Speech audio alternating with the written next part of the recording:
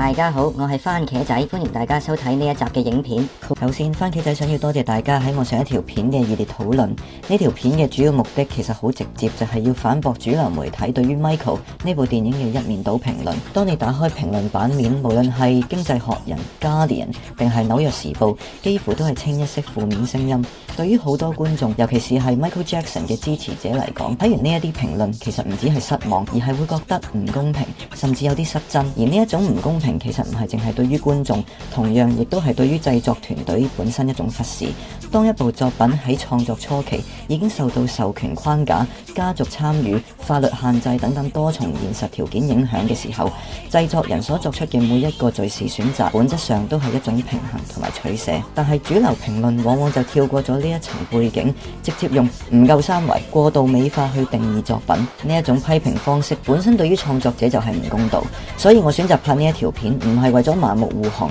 而係想俾翻大家一個交代。究竟點解呢一啲評論會出現？佢哋嘅批評有冇道理？又係喺邊一個層面上面開始變得偏頗，甚至失咗焦點？更加重要嘅係，我想做翻一件主流評論冇做嘅事，就係將 Michael 呢部電影放翻喺一個正確嘅理解框架入面。因為當一部電影被當成審判工具，而唔再係被視為一種有取向、有切入點嘅敘事作品嘅時候，無論佢點拍，都注定係會被指責唔夠全面。但係問題可能唔係電影唔夠，而係我哋一直用錯咗方法去睇。今時今日，音樂傳記片似乎被賦予咗一項越嚟越沉重，亦都越嚟越單一嘅功能。佢唔再只係敘事藝術，而係被期待成為一種道德清算嘅裝置。Michael Jackson 呢套電影正正就係喺咁嘅期待之下，被迅速定型為不足、扁平，甚至係粉飾嘅作品。嚟自經濟學人嘅評論將佢形容為係將 Michael Jackson 神聖化嘅古怪聖人敘事。衛報甚至批評佢係繞開佢嘅關鍵爭議，紐約時報就認為人物缺乏立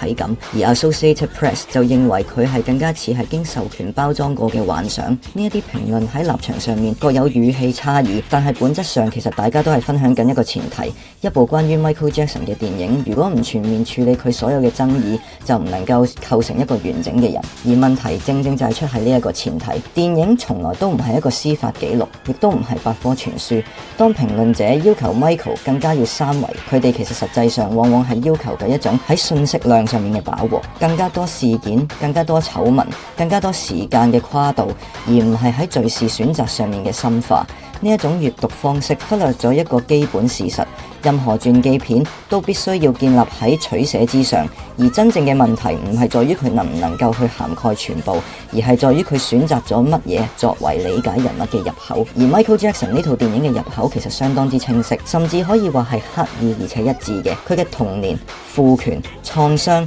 同埋呢一啲經驗點樣喺一個極端曝光嘅人生中持續回響。但如果淨係為咗將呢一個切口理解為心理創傷故事，仍然其實低估咗呢部電影嘅主題張力。更加之精確嚟講，佢所建構嘅其實係一條圍繞住為自由而掙扎，同時 Michael Jackson 維持家族動態平衡嘅核心敘事軸。呢個張力正正係理解 Michael Jackson 嘅關鍵。作為一個喺高度控制嘅家庭結構成長嘅小朋友，佢嘅成功本身就係建立喺服從同埋紀律之上，而佢嘅自我就係喺咁樣嘅框架中逐步萌生。於是電影如果不斷反覆翻到去父親、家庭、排練、表演同埋壓力場景，其實唔係單純嘅創傷展示，而係喺度描繪緊一種結構性嘅困境，即係話個體點樣喺不斷擴張嘅公共自由，即係成名、創作、全球舞台同埋冇辦法切斷嘅私人束縛，即係家庭、父權同埋責任之間去尋找一個平衡。如果借用著名心理學家弗洛伊德嘅理論語言，呢一種敘事選擇並唔係逃避複雜性，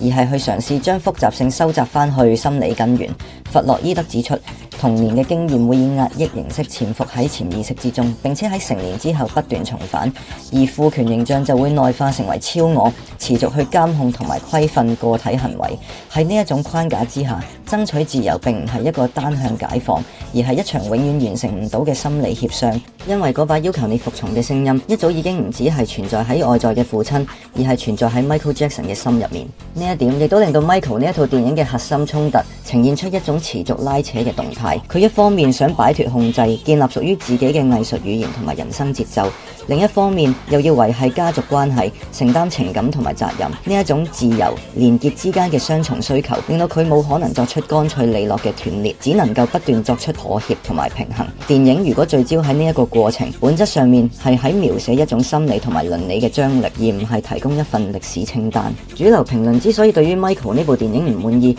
好大程度係因為佢未能夠滿足而家我哋呢一代人嘅觀看習慣。觀眾唔單止想理解人物，仲想要裁決人物。但係當電影被迫要承擔呢一種功能嘅時候，敘事就容易滑向兩個極端，一係就要全面揭露近乎控訴，一係就要全面防禦近乎宣傳。Michael 就明顯接近於後者，但係呢一點並唔自動等於藝術上嘅失敗。真正值得問嘅係喺授權、家族同埋現實限制之下，其實佢有冇成功建立到一個一致而且有解釋力嘅觀看角度？呢一套戲嘅角度至少做啱咗一件事，佢冇用到拼貼資訊嘅形式去扮有深度，而係去選擇壓住喺一條清晰嘅主題線上面，就係自由嘅追尋同埋家庭結構入面維持關係平衡嘅困難。呢一種策略當然有代價，佢犧牲咗歷史上面嘅全面，亦都無可避免淡化咗一部分嘅爭議，但係其實同時佢亦都避免咗另外一種更加常見嘅失敗，就係將一個複雜嘅人物拆解成完全唔連貫嘅事件嘅集合。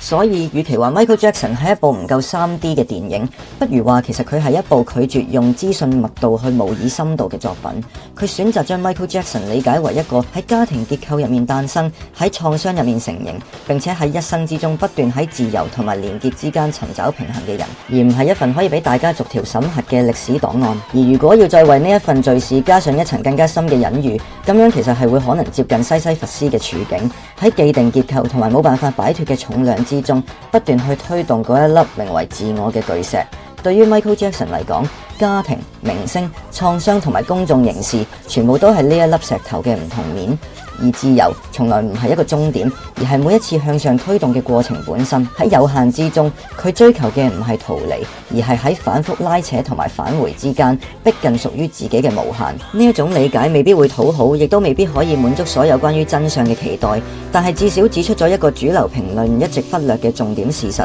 理解一個人從來唔係淨係列出佢嘅全部，而係睇清佢點樣喺限制之中不斷去創造新嘅意義。最後，大家記得留言講下自己嘅睇法，我哋下條片再見。